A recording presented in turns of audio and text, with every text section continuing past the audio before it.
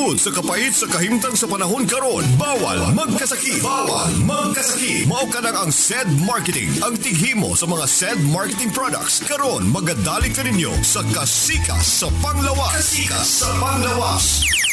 Mga kapanyawan sa kumayang adlaw, welcome sa atong pagpanag-uban and welcome again sa ato ang 5-minute program nga hatod kanato sa SED Marketing. Ang tighimo sa atong mga produktong herbal nga makatabang sa atong mga kalawasan.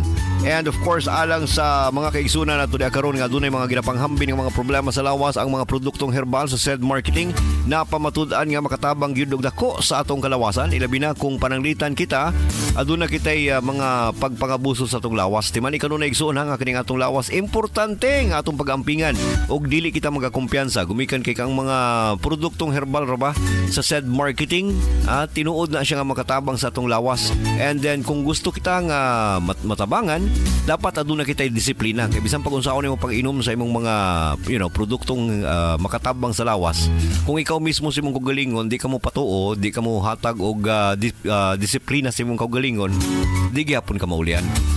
Bisan pag mag-inom ka kanunay, bisan pag 5 times or 6 times ka mag-inom og Ka-Panyawan with garlic kada adlaw, no, then pag human sige lang gyapon kagkaon og mga mamantikaong pagkaon, wala kay exercise, sige lang kagkatulog, no, pag human wala ka paningta for the whole day, or napaka kay mga ginapang himo nga mas makadaot pa sa imong lawas, susama pa pananglitan sa kahumaling sa ilim nung makahubog, no, pagpanigarilyo, mga butang magpangabuso sa atong lawas, so pagkulian nimo, no, pareha na nang mag-pray kuno siya og healthier body nya pag human magsig bilar-bilar.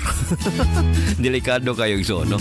Bueno mga igala igsoon karong adlaw pag-isgutan nato ang mga ubang mga simptomas sa impeksyon sa atong ihi, no, kaning ginatawag natong urinary tract infection. Kini atong UTI mga igala igsoon or urinary tract infection, mahitabo kini siya kung kita adunay mga pagpasagad sa atong lawas.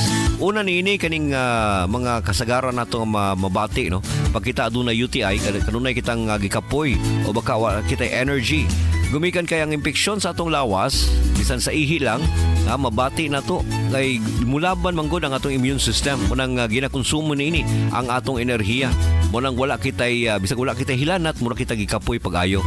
Ikaduha niini mga higalayson kining pagpanakit sa ato ang likod, no, ilabi na sa may side, no, sa tagilirang bahin sa ato ang lawas, no, kining ubo sa ato ang likod, kining lower part sa atong abdomen, sa atong likod nga part, magsakit na siya gumikan kay nadya ang kidney nga part. Sinyalis kini nga adunay impeksyon sa bladder o posible usab kini nga musaka ngadto sa mga kidneys o usab posible pod nga aduna kay mabati nga dull o baka dili kay tantong sakit pero aduna kay siya pagbati nga mas mabantayan nimo nga medyo abnormal, no, sa imong lawas.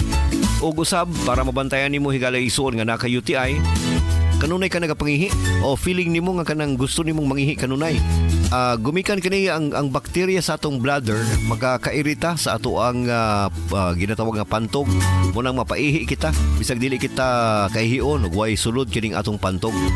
Ang uban pod mga igala igsuon pag mag-UTI na adunay cloudy o baka dili kayo nga humot, ano kaning ginatawag nato nga anso kayo nga ihi, gumikan kay pagdaghan ng white blood cells o bakterya sa ihi, posibleng mahimo kining cloudy o usab medyo adunay pagkaaslom o baka adunay lahi nga baho kining atong ihi, gumikan kay dehydrated kining atong tiyan or kining atong mga pantog or parts sa ato ang urinary system.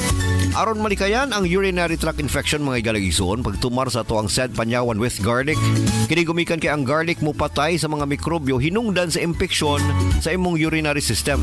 Pinagi usab sa banaba, mas maayo ang pag-flow sa imong ihi, gumikan kay kining banaba makatabang man kini siya sa maayo nga flow sa ato ang urinary system, no, ginapagawas niini ang mga toxins ug usab kanang mga makahilo or kanang mga makahatag og impeksyon, mga bakterya sa ato ang mga kalawasan. So gipatay na siya sa panyawan og sa ahos and then gipagawa siya sa banaba. Muna nindot kayo sa Ka-Panyawan with garlic.